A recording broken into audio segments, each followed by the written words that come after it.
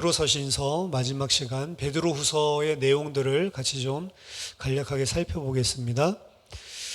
베드로후서 1장 1절부터 2절까지가 첫 인사 부분입니다. 예수 그리스도의 종이며 사도인 시몬 베드로는 우리 하나님과 구주 예수 그리스도의 의를 힘입어 동일하게 보배로운 믿음을 우리와 함께 받은 자들에게 편지하노니. 자, 저자를 시몬 베드로라고 되어 있죠. 근데 지난번에 우리 서론에서 잠깐 말씀드렸지만 시메온 페트로스라고 헬라어로 되어 있어서 시몬 베드로라고 이야기하는 그 일반적인 헬라어 명칭이랑 사뭇 다른 그런 명칭을 사용하고 있습니다. 자기 자신을 소개할 때 이 시메온 페트로스는 예수 그리스도의 종이다라고 이야기를 하고 동시에 사도다라고 이야기를 하고 있습니다. 이 종이라는 표현은 노예라고 하는 표현과 동일한 것입니다. 예수 그리스도의 노예이며 사도인 시몬 베드로가 편지한다. 수신자들은 특정한 어떤 교회나 지역의 이름을 부르지 않고 그들이 하나님의 은혜로 구원받은 사실들을 부각시켜서 이야기하고 있습니다. 우리 하나님과 구주 예수 그리스도의 의를 힘입어 동일하게 보배로운 믿음을 우리와 함께 받은 자들, 베드로가 가지고 있는 그 믿음을 그대로 동일하게 함께 소유하고 있다라고 이야기를 하고 있죠. 그 모든 것이 하나님과 그리스도의 의를 힘입었다라고 이야기를 하고요. 은혜로 지정을 하고 있습니다. 여기서 말하는 그리스도의 의를 힘입어에서 그리스도의 의는 그리스도의 순종이나 그리고 그리스도께서 하나님 앞에 보여주신 순종으로 말미암는 구원의 역사를 의미하는 것이 아니고 예수 그리스도의 도덕적인 그런 진짜 의로우심을 이야기하고 있는 것입니다. 예수님은 그의 백성들에게 공의롭게 행하셔서 믿음을 부여하시는 신성한 보호자로 여기고 있습니다. 그래서 하나님과 우리 주 예수를 알므로 은혜와 평강이 너희에게 더욱 많을지어다. 자, 여기서 하나님과 예수 그리스도를 알므로 말미암아 은혜와 평강이 너희에게 더욱 많아진다라고 이야기를 합니다. 예수님도 말씀하셨죠. 아버지가 누구신지 하나님이 누구신지를 알고 그 보내신 아들이 누군지를 아는 게 영생이다라고 이야기를 했는데 오늘 베드로는 하나님 그리고 예수 그리스도를 알므로 말미암아 그 은혜와 평강이 너희에게 더욱 많아진다라고 이야기를 합니다. 그래서 은혜를 받았다, 은혜가 충만하다라고 하는 것의 정의는 이 서론에 나와 있는 정의에 따르면 예수 그리스도를 그리고 하나님을 많이 아는 게 기준입니다. 은혜를 받았다라고 하는데 예수 그리스도를 모른다. 그 은혜는 하나님이 주는 은혜가 아닌 것이죠. 하나님을 잘 모르는데 은혜를 받았고 하나님을 잘 모르는데 평강이 임했다라고 한다는 것은 다른 데서 오는 평강, 우리가 육신적인 것들이 만족되어도 그런 평강 그리고 은혜 받았다라는 감정이 생길 수가 있거든요. 근데 분명한 은혜, 분명한 하나님이 주신 평강은 하나님과 예수 그리스도를 더 알아감으로 인해서 우리들에게 오는 것입니다. 그래서 영원한 생명이 예수 그리스도와 하나님을 아는 것이라고 이야기했고 그 구원이 완성되어지고 우리 안에 충만히 누려지는 것도 하나님을 알고 예수 그리스도를 더 충만히 알아가는 것을 통해서 우리들에게 이루어진다라는 것을 이 서론 인사 부분에서 우리가 발견할 수 있습니다. 그 두 번째 섹션은 1장 3절에서 11절까지 내용입니다. 여기서는 이제 하나님이 부르신 그 부르심과 그리고 하나님께서 택하신 그 택하심을 굳게 하라라고 하는 권고를 하고 있습니다. 시몬 베드로는 편지의 본론을 다소 웅장한 말로 시작을 하고 있습니다. 그의 신기한 능력으로 생명과 경건에 속한 모든 것을 우리에게 주셨으니 이는 자기의 영광과 덕으로 우리를 부르신 이를 알므로 말미암음이. 여기도 부르신 이를 알므로 말미암는다라고 이야기를 하죠. 자, 복음 안에 있는 하나님의 선물을 묘사하고 있고요. 그리고 이 전체 섹션 안에서는 그의 수신자들에게 그것을 그들 자신의 도덕적인 인격으로 만들라라고 권고하고 있습니다. 먼저 3절, 4절에서는 그는 신자들을 타락을 피할 수 있게 하는, 또한 신성에 참여할 수 있게 하는 하나님의 구원의 능력에 대해서 설명하고 있습니다. 이로써 그 보배롭고 지극히 큰 약속을 우리에게 주사 이 약속으로 말미암아 너희가 정욕 때문에 세상에서 썩어질 것을 피하여 신성한 성품에 참여하는 자가 되게 하려 하셨느니라. 세상에 썩어질 것을 따르는 우리의 성품을 피하여 빠져나와서 신성한 성품에, 신성한 이 하나님의 성품이죠, 거기에 참여할 수 있도록 우리를 불러주셨다. 이것은 신성한 성품에 참여한다라는 것은 신이 되는 것을 의미하는 것이 아니고, 사실 이 단어는 그 당시에 있었던 헬라 이방 종교인들이 많이 사용했던 단어입니다. 그래서 하나님이 되는, 신이 되는 이런 표현을 그대로, 세속적인 표현인데 그대로 사용하고 있는데요. 그런 이방 종교처럼 우리가 신이 된다라고 하는 것이 아니고, 성육신 하시고 십자가에서 죽으시고 부활하시고 영광을 받으신 그리스도와 하나가 되어서 그 부합하는 것을, 그리스도와 부합하는 것을 가능하게 하시는 성령을 통해서 오히려 거꾸로입니다. 신성을 버리는 거예요. 진정한 신성한 성품에 참여한 그 예수님의 신성한 성품은 우리를 위해서 신성을 버리신 것입니다. 하나님 되려고 하는 게 아니고 하나님이 도리어 낮아지셔서 우리와 같이 되어주신 거거든요. 신성을 버리고 십자가를 지신 하나님의 인격으로 우리가 변화된다.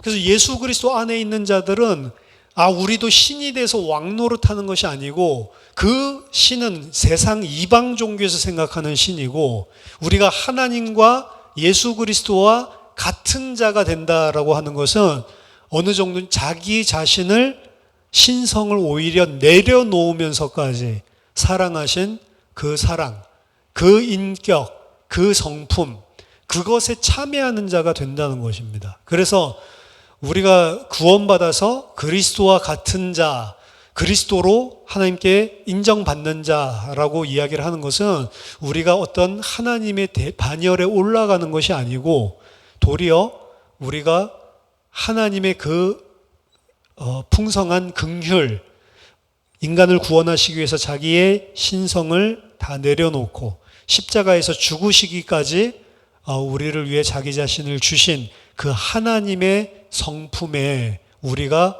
참여하는 자가 된다라는 의미죠.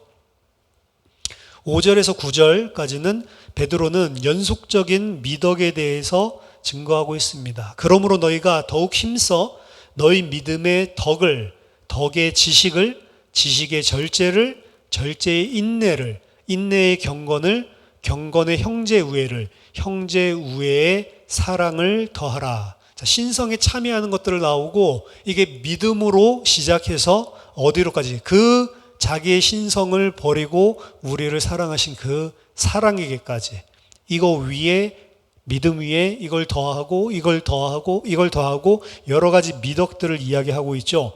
믿음, 덕, 지식, 절제, 인내, 경건, 형제우애, 사랑. 이것들은 신자들로 하여금 열매 얻고 쓸모 얻게 된 것을 막아주는 영향을 가지고 있습니다. 이런 것이 너희에게 있어 흡족한즉 너희로 우리 주 예수 그리스도를 알기에 게으르지 않고 열매 없는 자가 되지 않게 하려니와, 이런 것들이 우리를 열매 있게 만들어준다라는 거죠. 근데 그 열매 또한 여기서도 뭐라고 하냐면 예수 그리스도를 알기에 게으르지 않고, 그러므로 말미암아 열매가 맺혀진다. 계속해서 지금 반복적으로 세 번째 이야기를 하죠. 예수 그리스도를 아는 것, 예수 그리스도를 알므로 말미암아 우리들에게 품어지는 열매, 이렇게 이야기를 하고 있죠. 10절 11절에 보니까 그러므로 형제들아 더욱 힘써 너희 부르심과 택하심을 굳게 하라. 너희가 이것을 행한즉 언제든지 실족하지 아니하리라.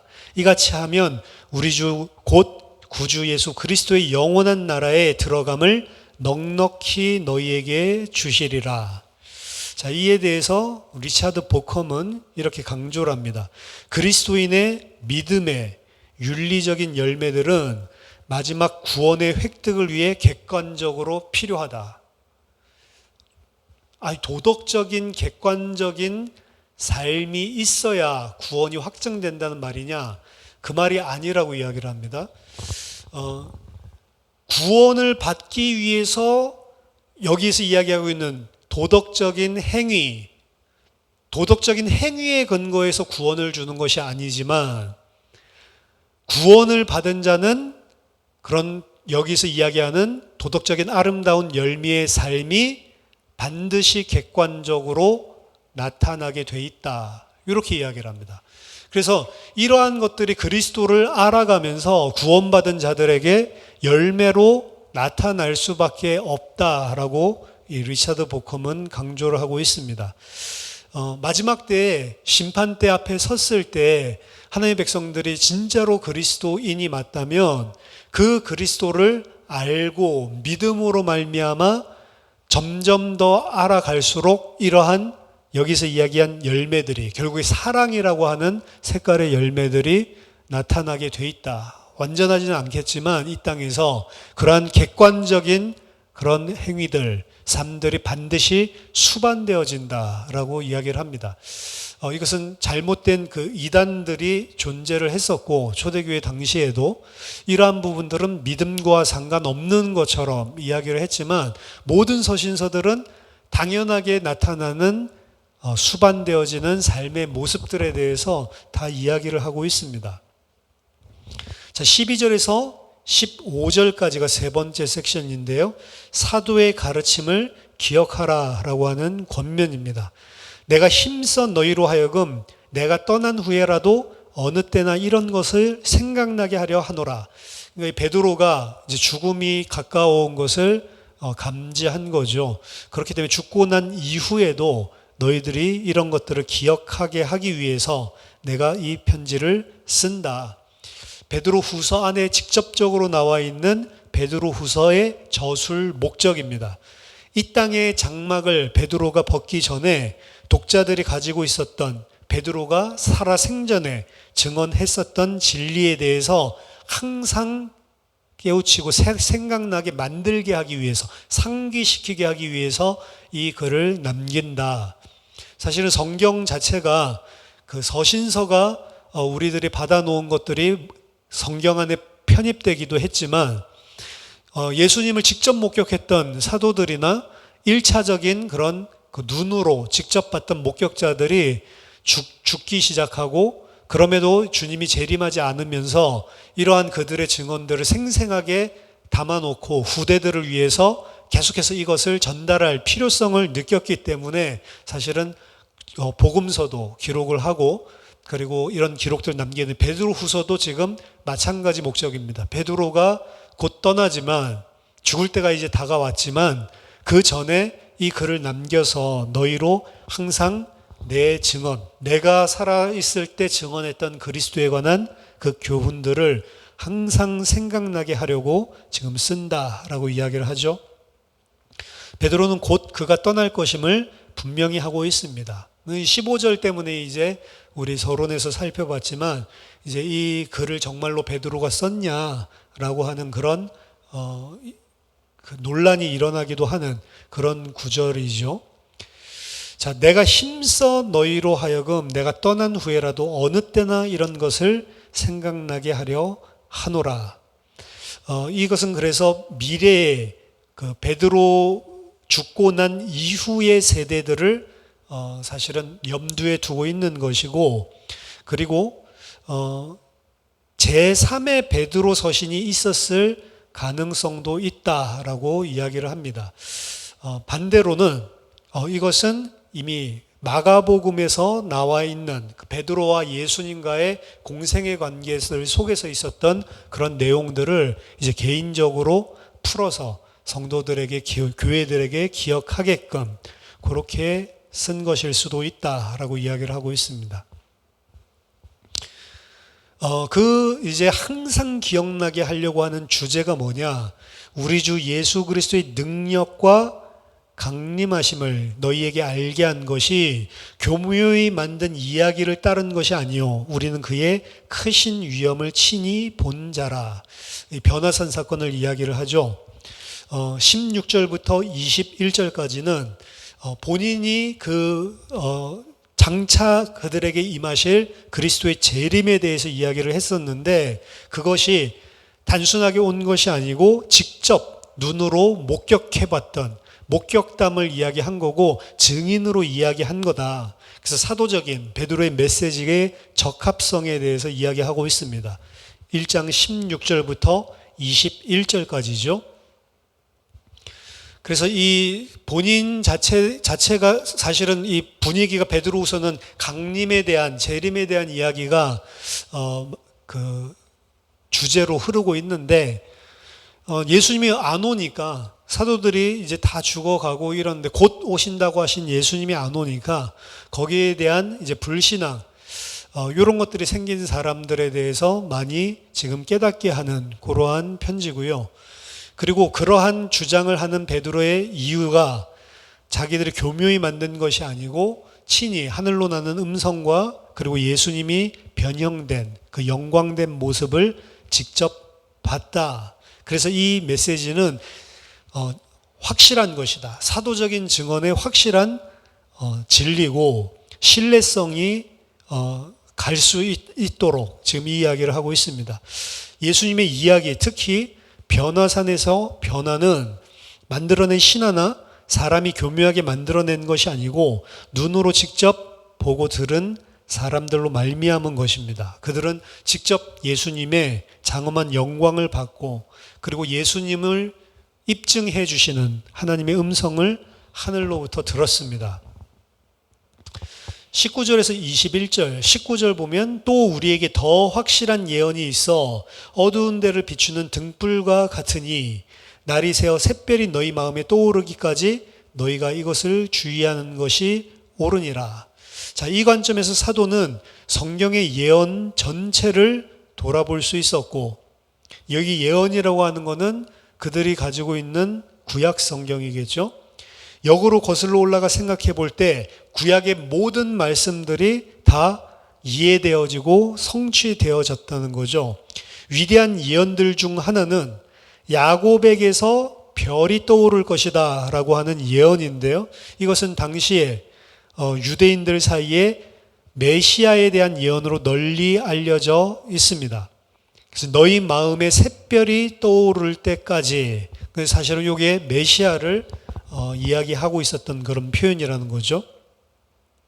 베드로가 말하는 것은 변화산의 변형 속에서 특별한 영광 속에 클라이맥스, 절정 어떠한 지점에 이르렀으며, 따라서 예수님의 이야기가 이제 우리가 전 구약 성경의 결말이며 이제 구약 성경이 완성되는 그 모든 것을 이제 보게 되었고, 이제 새롭게 구약 성경을 완성된 이야기를 중심으로 다시 새롭게 읽을 수 있게 되었다라는 것을 의미합니다.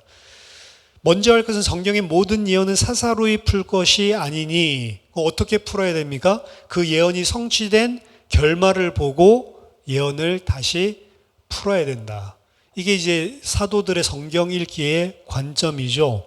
예수 그리스도의 결말을 가지고 다시 모든 것을 새롭게 이해를 하는 것입니다. 마치 추리소설과 같은 거죠.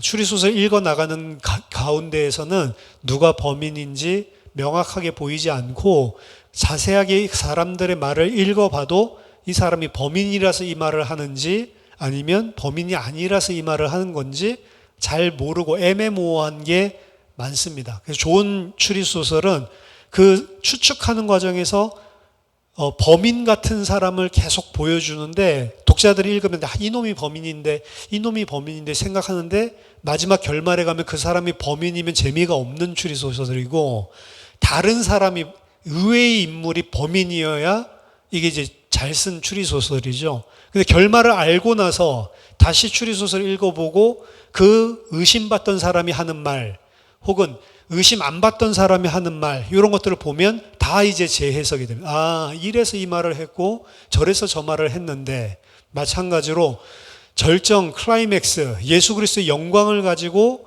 다시 처음부터 보면 그때 이제 성경이 무엇을 이야기하는지가 보인다는 거죠. 사사로이 푼다라고 하는 것은 그 결말을 모른 채로 자기 임의적으로 예언을 푼다. 근데 그렇게 하면 안 된다라고 이야기를 하는 것입니다.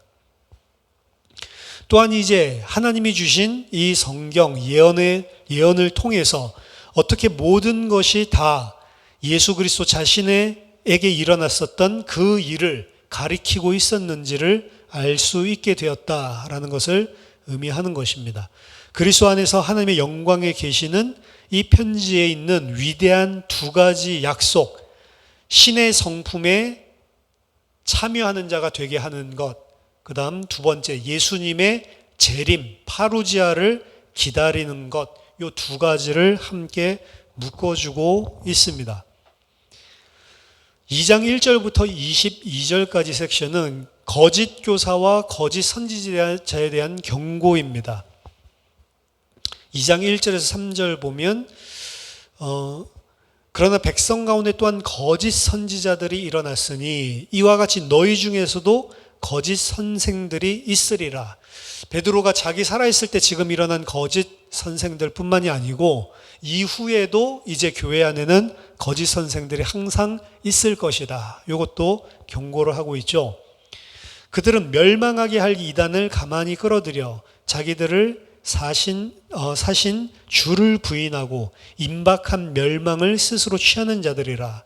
여럿이 그들의 호색하는 것을 따르리니 이로 말미암아 진리의 도가 비방을 받을 것이요 그들이 탐심으로써 지어낸 말을 가지고 너희로 이득을 삼으리니 그들의 심판은 옛적부터 지체하지 아니하며 그들의 멸망은 잠들지 아니하느니라. 자, 고대 증언의 특징은 속이는 자와 그리고 일탈자들이 올 것을 경고하는 것이었습니다. 일반적인 모든 지혜서들이나 그리고 후대들이나 독자들을 경고하는 메시지들은 다 그래요. 베드로후서도 마찬가지로 일탈자들이 올 것이다 라는 것을 경고하고 있습니다. 베드로는 이스라엘 안에 거짓 선지자들이 있었던 것과 마찬가지로 교회 안에도 거짓 교사들이 있을 것을 경고하고 있고요. 그러한 사람들은 이미 심판되기로 작정된 자들이고 심판받는 것이 마땅하다라고 이야기를 합니다. 이 베드로서 2장 섹션은요, 전체적으로 유다서랑 전체 흐름이 똑같아요. 2장 1절에서 3절 좀 전에 우리가 읽어본 거죠. 이건 유다서 4절에 거짓 교사들은 하나님의 심판을 받을 것이다. 2장 4절과 그리고 유다서 6절에서는 하나님이 반역한 천사들을 심판하실 것이다. 내용이 완전히 병행합니다. 그리고 2장 6절과 유다서 7절에는 하나님은 소돔과 고모라를 심판하셨다.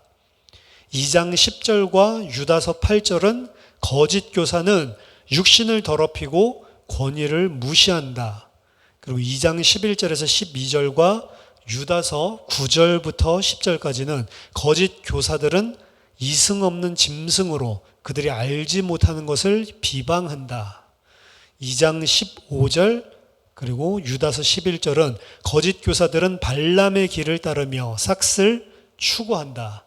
2장 13절 17절과 유다서 12절에서 13절은 거짓 교사들은 극심한 불경으로 애찬을 나누고 그들은 물 없는 셈이요 장차 어두움에 갇히게 될 것이다. 2장 18절과 유다서 16절은 거짓 교사들은 정욕에 따라 행한다. 유다서를 4절부터 그리고 16절까지 쭉 순서대로 똑같은 내용들을 순서도 틀리지 않게 지금 이야기를 하고 있거든요. 그래서 이 베드로후서 2장이 유다서를 참고한 것이 아니냐, 이게 이제 그 저작권을 우리들이 봤을 때 베드로가 유다서를 이렇게 강력하게 의지했을 가능성은 없다, 이런 것들도 하나 논지였었죠. 어쨌든 2장 1절부터 18절까지 전체의 내용이 사실은 유다서의 내용들과 순서와 그 내용에 있어서 유사한 것들을 보여주고 있습니다. 2장 4절부터 10절 그 전반부까지는요, 유다서 6절부터 10절까지 밀접하게 평행을 이루고 있습니다. 하지만 유다는 악한 자들의 마지막 심판에 초점을 두고 있는 것이고요, 여기서 베드로의 강조점은 그러한 가운데서도 의인을 구하실 수 있는 하나님의 능력에 초점을 맞추고 있습니다. 유다서는 악한 자들의 심판, 그리고 베드로후서는 그 악한 세상 속에서 하나님은 하나님의 백성을 능히 구원해낼 수 있는 능력이 있다. 그래서 강조점이 다른 거죠. 하나님은 반역한 천사들, 노아 때의 고대의 세계 소돔과 고모라를 아끼지 아니하셨고, 따라서 더러운 정욕 가운데 행하며 주관하는 일을 멸신하는 자들 또한 아끼시지 않고 벌할 것이다 라고 이야기를 합니다. 그리고 2장 10절 후반부부터 13절까지는 침투한 거짓 교사들에 대해서 그들의 교만, 그리고 천사들에 대한 비방, 그리고 뻔뻔스러운 연락함, 이 세상의 것을 누리는 거요, 그리고 심판받을 것을 알지 못하는 것처럼 행하는 행위들, 이러한 것들을 계속해서 고발하고 있습니다. 그리고 14절에서 22절, 2장 마지막 절까지는 저자는 성경에 근거하고 그리고 생생하고 다양한 비유를 통해서 이 거짓 교사들이 배교자, 심지어 불신자들보다도 더 못한 자로 묘사하고 있습니다.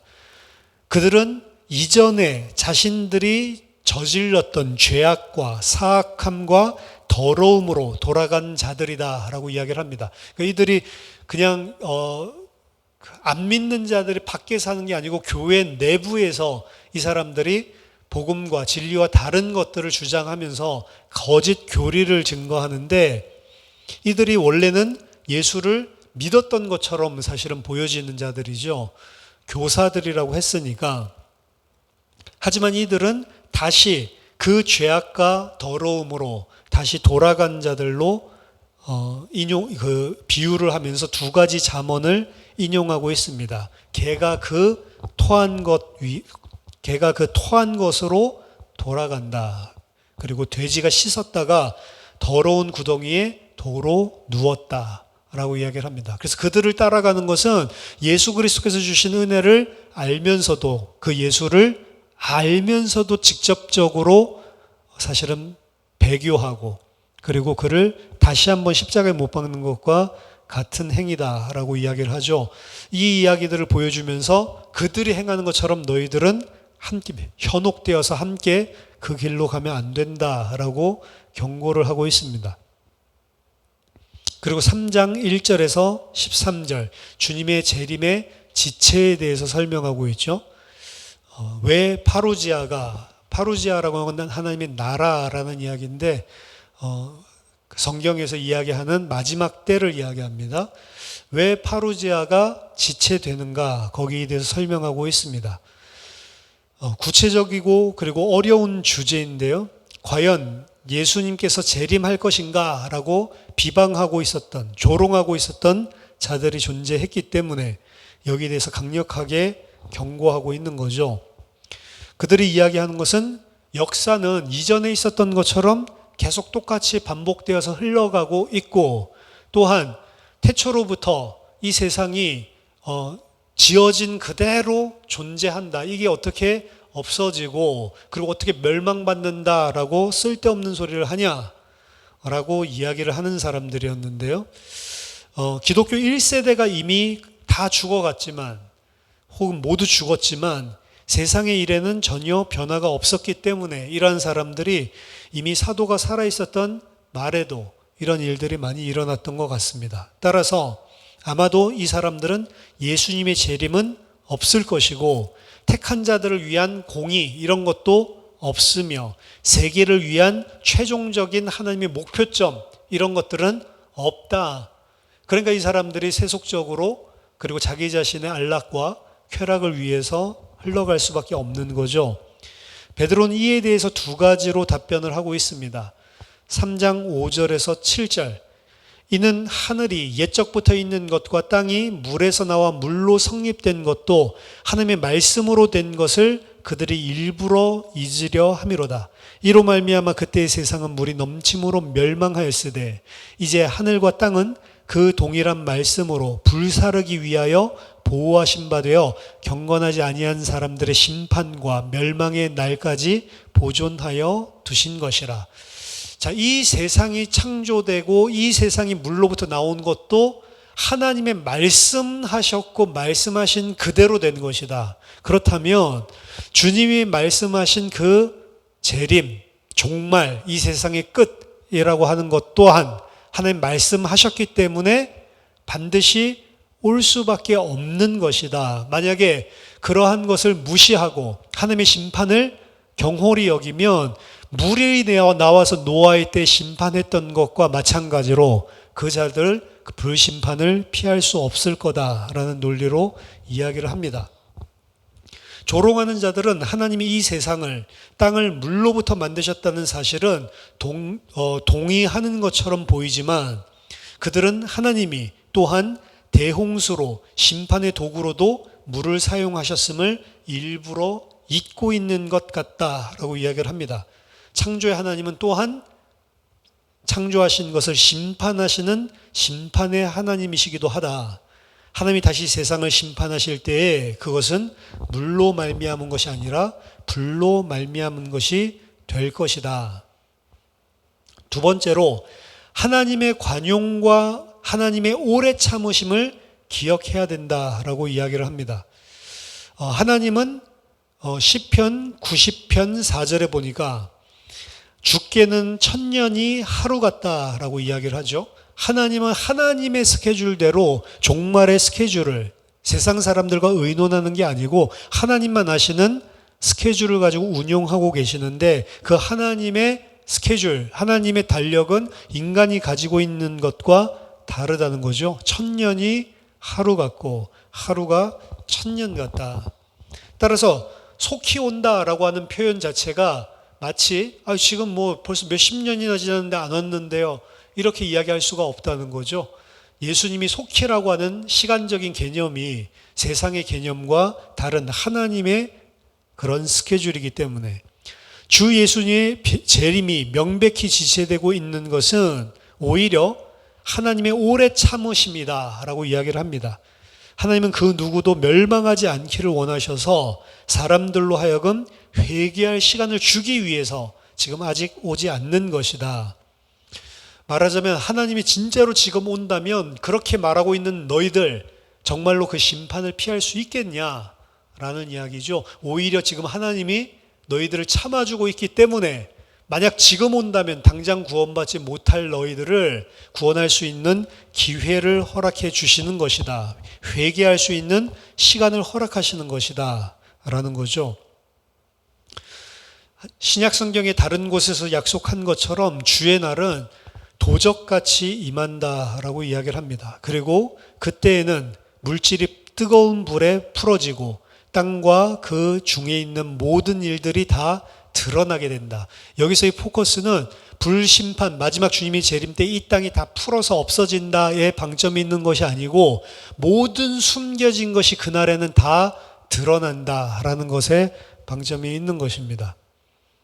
그래서 모든 숨은 것들, 우리들이 가지고 있는 생각, 우리들이 가지고 품고 있었던 모든 것들이 그 앞에 다 벌거벗은 듯이 드러나게 되는 그 시간표다. 그날이 오면 하나님은 그 모든 것을 드러내시고 그리고 불로 그 모든 것을 시험하시고 그 불을 통과하지 못하는 것들은 다 태워서 소멸시키고 그것을 통과하는 자들은 불로 말미암아 정화될 것이다 라는 이야기입니다.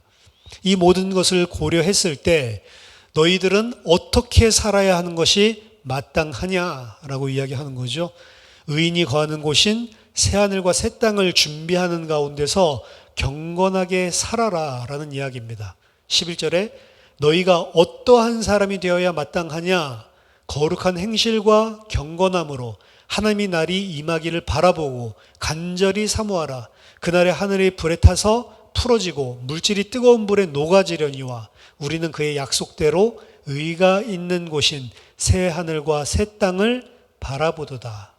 새 하늘과 새 땅을 그 위에 바라보고 그 새 하늘과 새 땅에서 살 수 있는 그러한 삶을 살아야 되는 게 마땅한 것이 아니냐라고 강변하고 있습니다. 3장 14절부터 18절 마지막 부분에서는 인내에 대한 준비와 인내와 그리고 주님 오시는 것에 대한 준비에 대해서 다시 한번 마지막으로 권고를 하고 있습니다. 14절 15절에서는 이 모든 것을 하나님의 오래 참으심과 지극한 거룩함에 상응하도록 성도들이 인내하고 거룩해야 한다라고 요구합니다.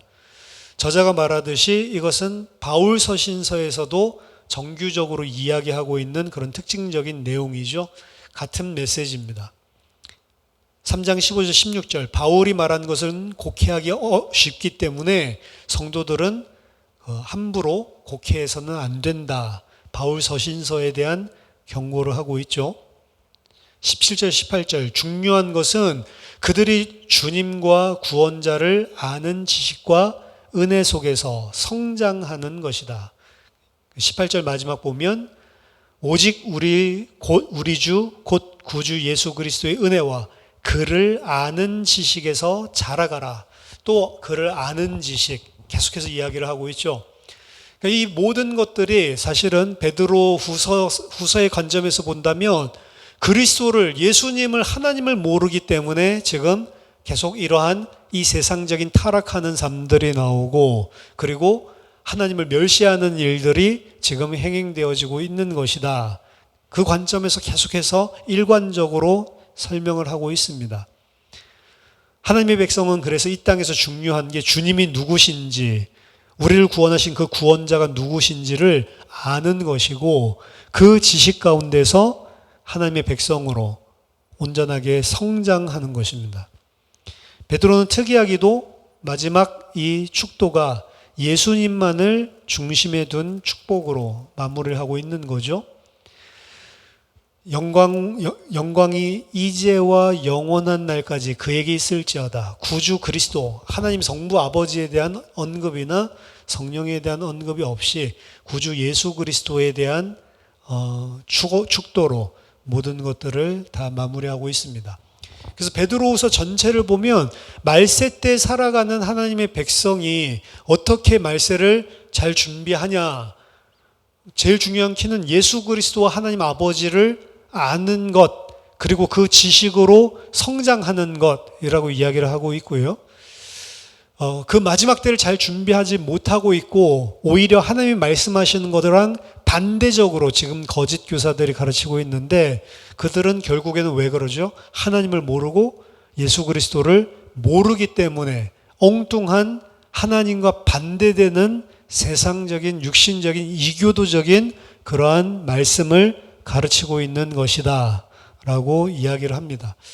그래서 마지막 때에 예수님을 하나님을 깊이 알아라 라고 이야기를 하는 거죠. 자, 베드로 전후서 전체적인 큰 그림에 대해서 이야기를 하고 마치겠습니다. 자, 베드로 전서에서는 그 서신 수신자들, 교회를 이 땅에서의 성도들을 나그네라고 표현을 하고 지금 이 땅에서 우리의 삶은 이방인의 삶이다. 잠시 잠깐 이방인으로 외국 땅에 지금 살고 있는 것이다 라고 이야기를 합니다.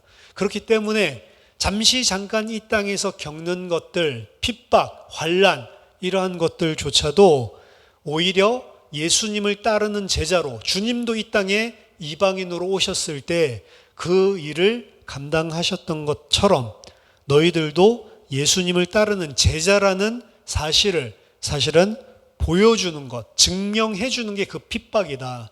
그렇기 때문에 이 땅에 사는 자들에게 그 핍박 속에서도 오히려 하나님의 백성 그리스도와 함께 같은 고난을 받고 사는 것으로 알고 이겨내도록 이 땅에 살고 있는 나그네 된 이방인 된 성도의 삶에 대해서 이야기를 하고 있습니다.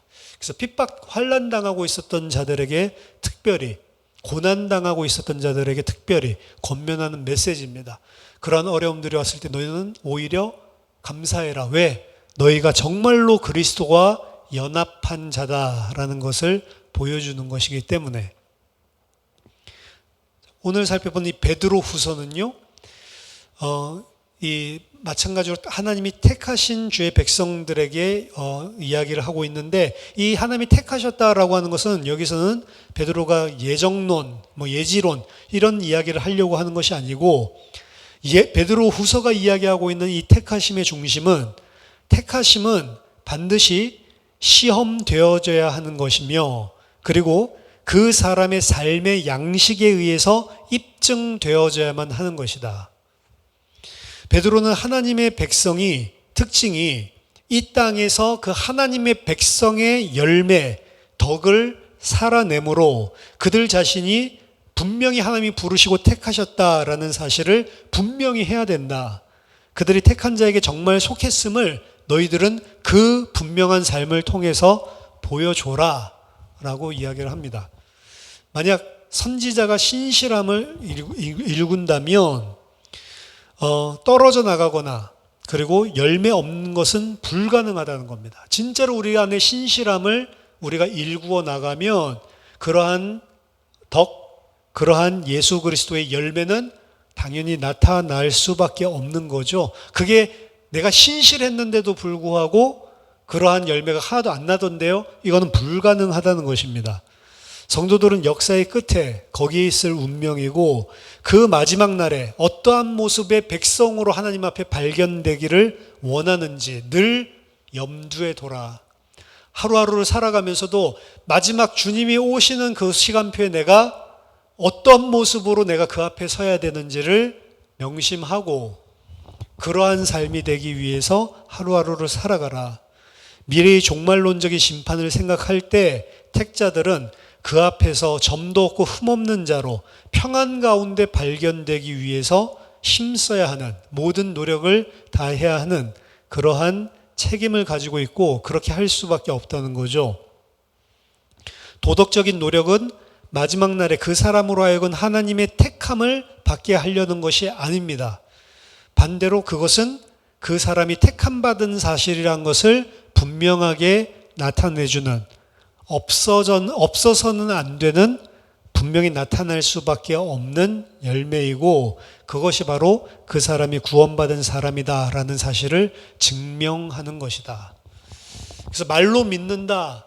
그리고 내가 실제로 믿고 있다. 아무리 말을 해보는 말 가지고는 그 믿는지 안 믿는지 입증할 수가 없다는 거예요. 그 사람이 진짜로 믿는 것은 그 사람의 행위를 통해서만 나타나게 돼 있다. 결국엔 믿음과 그리고 알미 서로 붙어 있는 거죠. 지식적으로 아는 것은 믿는 것이 아니다라는 거고 정말로 믿는다면 그 사람의 가치관 자체가 사실 변화된 것이기 때문에 삶을 통해 당연하게 나타날 수밖에 없는다는 거죠. 따라서 이 베드로후서 전체는 마지막 때를 바라보면서 아직 성도에게는 구원이 주어졌지만 구원이 완성되지 않은 상태이거든요. 그럼 그 상태에서 마지막 때를 바라보고 우리가 어떻게 너희들이 사는 것이 마땅하냐. 그것을 거짓 교사들의 가르침과 지금 비교해 보라는 거죠. 거짓 교사들이 이야기하는 것. 그들은 그 주님의 재림을 안 믿는 것이 아니고 그 정도가 아니고 사실은 심판받기로 이미 작정된 자들이 할 이야기들을 하고 있는 거다라고 이야기를 하고 있습니다. 마지막 때를 살아가는 우리들이 이 땅에서 어떻게 분투하면서 살아야 되는지 그 내용들을 이야기하고요. 또한 이 땅에서 환난과 핍박, 고난이 임했을 때 그것을 어떻게 바라봐야 되는지, 그래서 마지막 때를 준비하면서 살아가고 있는 이 땅 신자들, 성도들의 일반적인 삶 속에 일어나고 있는 환난과 핍박, 고난, 그리고 그 가운데서 우리는 어떻게 살아야 되는 것이 합당하고 마땅한 것인지 그 이야기를 하고 있는 게 베드로 서신서 전체의 큰 이야기들입니다. 그래서 어떻게 보면은 우리들을 경책하고 깨어있게 만드는 것이고 또 거짓 가르침으로부터 우리를 지킬 수 있도록 베드로 서신서를 허락하신 것이겠죠. 저희들 말세를 살아가고 있습니다. 특히 말세 지말이라고 이야기를 하고 있는데 그 말세 지말이라고 하는 것, 주님의 오심을 간절히 도리어 바라는 사람들에게서는 빨리 오시면 좋은 거죠. 단 중요한 것은 그 오실 때 우리가 어떤 모습으로 나타나기를 원하는가, 그것을 매 순간마다 항상 기억하도록. 오늘 본문에서 베드로가 이야기하죠. 내가 떠난 후에도 이 증언들을 항상 너희가 기억하도록 내가 쓰고 있다. 저와 여러분들이 말세를 살아가는 참된 그리스도인으로 하나님을 알고 그리스도를 더 깊이 알아감으로 주님 오실 때 거룩하고 흠이 없는 평안 가운데 주님을 맞이할 수 있는 그런 백성으로 깨어있게 되기를 예수 그리스도 이름으로 축원합니다. 한번 기도하겠습니다. 고마우신 주님, 은혜를 감사드립니다. 마지막 때를 살아가고 있는 저희들에게 주님께서 주신 이 복음과 그리고 장차 오실 그리스도에 대한 분명한 믿음을 허락하여 주시고, 하나님 정말로 곧이라도 오실 수 있는 그 주님 앞에서 하루하루를 살아가고 점검하는 그런 주의 백성들 되게 하여 주시옵소서. 마땅히 그 은혜를 받고 마땅히 그 심판을 하신 주님 앞에 행해야 될 것들을 주님 저희들에게 가르쳐 주시고, 무엇보다 하나님이 누구시며 예수님이 누구신지를 깊이 알므로 그 하나님 앞에, 예수님 앞에 저희들이 순전한 성도로 하나님 저희들이 주의 마지막 재림을 기다릴 수 있도록 우리를 도와 주시옵소서. 지식이 아니라 삶을 통해 저희들의 모든 믿음이 증명되어지고 입증되어질 수 있도록 저희들에게 참 믿음이 자라나도록 성령으로 우리를 도와 주시옵소서. 살아계신 주 예수 그리스도 이름으로 기도하옵나이다. 아멘.